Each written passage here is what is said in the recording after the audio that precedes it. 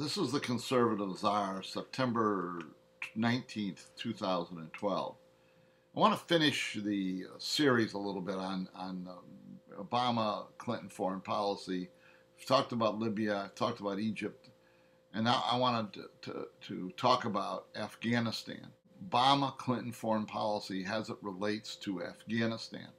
Remember when Barack Obama took office, in the rhetoric of his campaign and the rhetoric indeed of the first months of his office, he described Iraq as he didn't describe this directly, but the implication was that Iraq was the bad war, Bush's war, and Afghanistan is the good war, his war, and he was going to devote the resources that Bush never did to Afghanistan and win. This was the focus in the early months of the Obama administration. And indeed, in the first half of his administration, he puts more troops in Afghanistan in an attempt to make this good war a victory for Obama going into the 2012 elections. And I'm sure he thought that this was going to be, I'm sure in his head, that's why I think these guys are wrong-headed. Sometimes they're just, they're so ordinary and pedantic in their thought process that it's shocking sometimes. But Obama-Clinton foreign policy had the simplistic attitude that and then he did one thing that was counterproductive, that really changed the narrative in Afghanistan, which was he changed the rules of engagement, making it more difficult to take risk of civilian deaths, be more precise in your attacks, and softened the rules of engagement. It was a huge mistake. I don't believe for a second it would have made any difference, but it made a very difficult problem in Afghanistan worse by a lot. And I've said for a long time, I've written about it, that Afghanistan is a lost war. It is. We're going to lose it, and we're going to lose it fairly big. When we move out, the Taliban's probably going to come right in. The first chink in that armor was the change in the rules of engagement. We had the surge, and again, this extreme overconfidence on the part of Obama-Clinton to think that we're going to make a surge, and we're going to put David Petraeus in charge of this. A little footnote on this thing. This is a black mark for Petraeus. I mean, he comes in, give him more troops. I'm sure he went to Obama and said, give me some more troops, I can come in and clean this up. He was a total failure in Afghanistan. And all of that came to naught. And then Obama-Clinton do the disastrous thing. They've been warned about it and warned about it and warned about it. And they put a deadline, a time frame for withdrawal from Afghanistan. I really think that the process that went through Obama-Clinton's heads is something like this. Well, gee, it's a good war. We want to win here. We're putting more resources into it. We're taking the David Petraeus, this great general, putting him in. Hey, we're going to win this. Now, because I'm so confident we're going to win it, we put a deadline on it.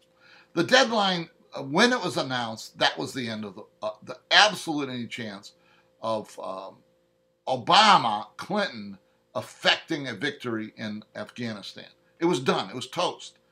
And we're going to lose. And the somewhere along the line here, early, I think in the second year, that Obama, the surge is in place. It's not working. His deadlines are in place. They're not working. Barack Obama, Hillary Clinton had to understand that Afghanistan was lost. Iraq is Bush's war. I buy that. That's his war, and the problems that were there, and there are many problems in Iraq. And the fundamental point about Iraq is that from mid-2003 until we left in Iraq, not one single thing was accomplished. Nothing. And I'll go into that in some other time. But that's Bush. That's on Bush. It's not on Obama. That's Bush's war. But Afghanistan is Obama's war. And here's the point that should be part of the discussion. And that is that every single death that occurs in Afghanistan, I think in the last year and a half, uh, is laid right at the footstep of Barack Obama. Those deaths are caused by him because he knows we can't win, and he's continuing the war for political reasons. There's no reason to be there now. The war is lost. Every single life that is lost now is futile. It's total futility. And it's there. It's in front of us. And everybody should be recognized. Even Romney, I mean, nobody on Romney is afraid to say it.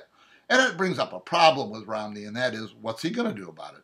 And that's a huge problem, by the way. And I'll get into that at some other time.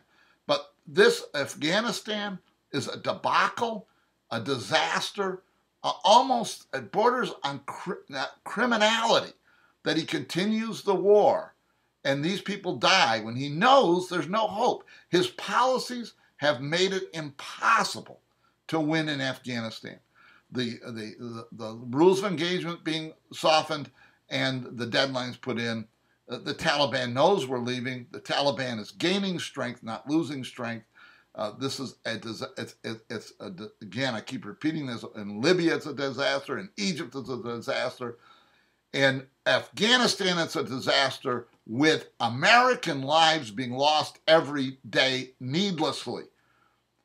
And a little side to this is sometimes the nostalgia for Ron Paul and his ideas comes floating back. This is the Conservative Czar. See you next time.